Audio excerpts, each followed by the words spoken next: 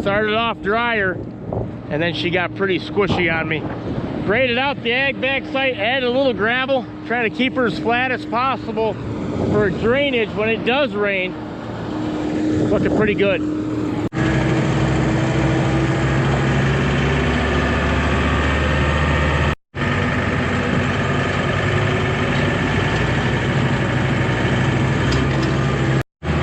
Now we got ourselves a fresh one.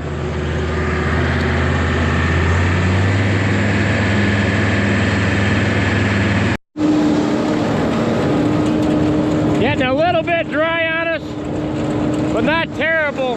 Got a beautiful wind coming out of the south.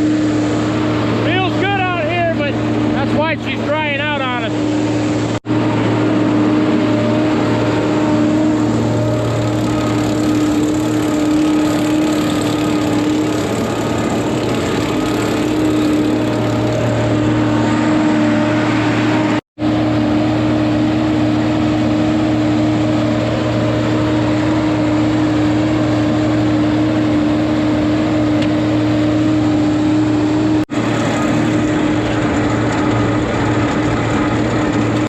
Okay, next day, second cutting complete.